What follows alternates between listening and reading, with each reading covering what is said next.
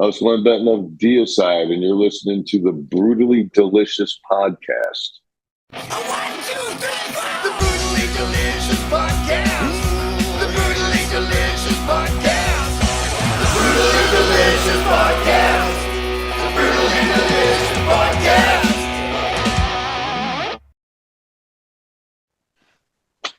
Yo, how we doing? Good. How are you, Glenn? Good, huh, man? How you doing? I'm all right. I'm Bruce. That's my partner, Grant. He's over in the UK. Okay, dude. What's up? How you doing? Fucking Good. awesome, man. It's an honor to fucking talk to you, man. It really is. Thank you. Do you have video by chance or no? No, man, that's all disabled out here. Oh, no worries at all. We'll take it for what it is. Hey, thanks for joining me. I know you're busy and you're doing press all day, but we could just jump right in if you want.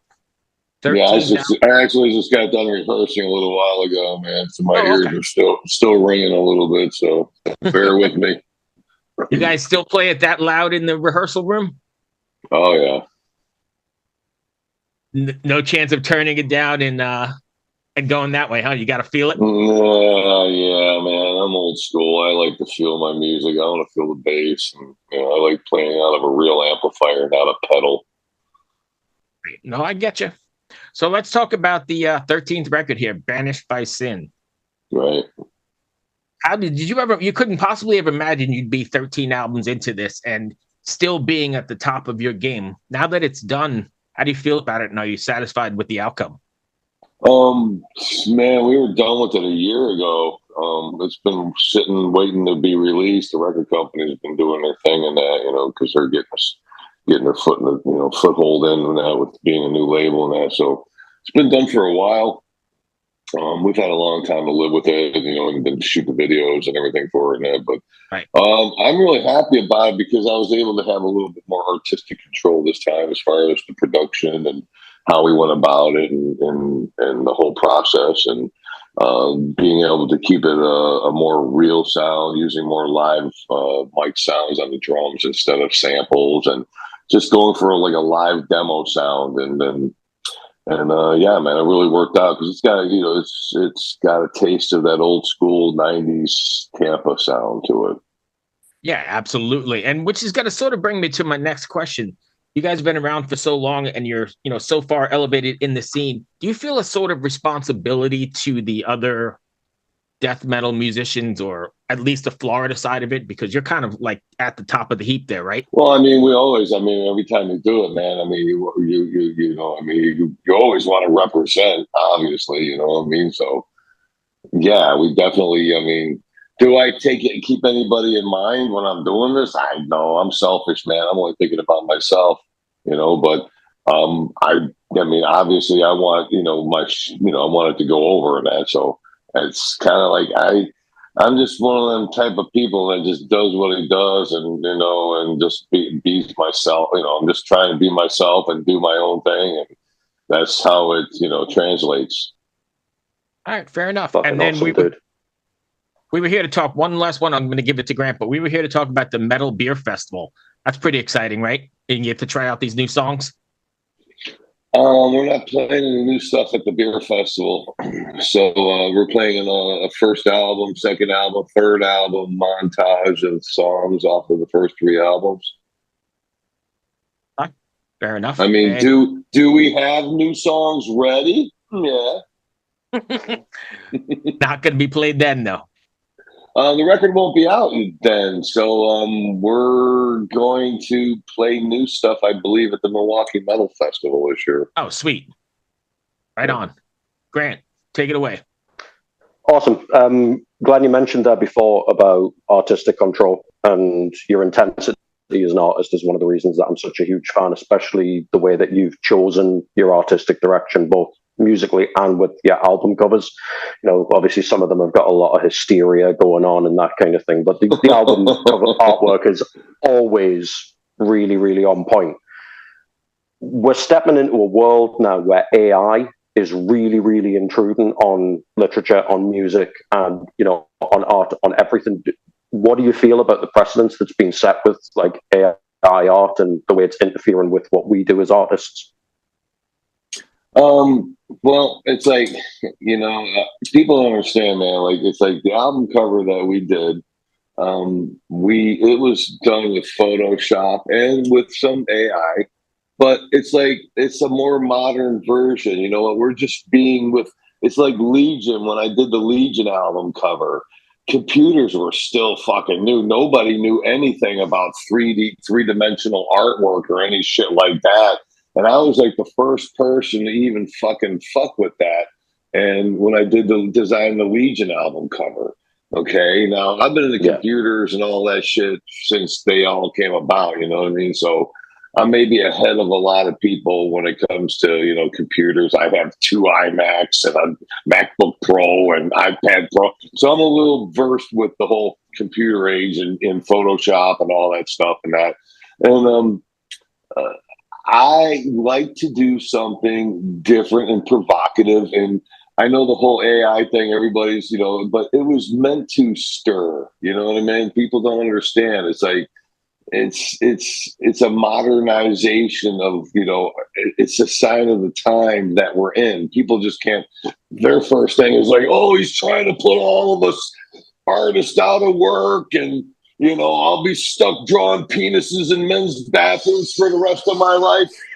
you know so everybody's up in arms and thinking that this is the end of the fucking world, and it's really ridiculous, man, when it's just a form of art and expression. You know what I mean? So I think people should just really stop being ridiculous and accept it for what it is, man. It's a sign of the times. I don't do the same album artwork over and over and over again. And I don't use these scribble artists who create these logos that you cannot read or make out. And I'm just not into that shit. All these wannabe Rembrandts and shit, man. I'm just, you know what? It's like I design artwork around the whole thing, man. And I don't take other people's feelings or their ideas, or I don't sit here and think, well, what's this blue-haired kid in Nebraska going to think about the album cover? I do what I do because I like it, and I don't give a shit what anybody else thinks. So if it pisses people off, and it's really more like these bandwagon little shitheads, they all want to jump on the bandwagon. But here's the thing, how hypocritical it is, because my art was being stolen and stepped all over in the 90s. Metallica seen it coming. They tried to stop it. But, all these wannabe, mercenaries for artists and all these idiots out there, they were the same people right there stealing my art back then. You know what I mean? So where were all you guys at to defend my art being stolen and taken advantage of? So all I did was just did an album cover, really, that just focused on the whole modernization of the modern time, and really it's just a reflection of the age that we're in right now. So people are just like I say, man, I can't spend my days trying to explain this. I have a saying, I don't try to convince stupid as dumb, and I don't try to convince dumb as stupid. You know what I mean? So I just let it do its thing and piss people off. I have a great time, with it. It's hilarious, because it is what it is, man. It's meant to, it's meant to stir the shit kettle, and that's what I do. That's beautiful. Glenn, that the intensity with which you've said that is one of the reasons that I admire you most. I'm absolutely over the moon that you've said what you've just said. You guys have always had a lot of controversy and fear around you. You know what I mean? You guys have been absolutely prolific at it. I'm a bit younger than you. I discovered music in the mid-90s, and I'd open up the press and go, what the fuck? He's going to commit suicide. And, there's people that are so fucking scared of you that they were trying to plant bombs and kids and that kind of stuff. There's a lot of record company hype, man. Yeah, a lot of record company hype back then. Yeah. And more than likely, I don't doubt that for a second, mate.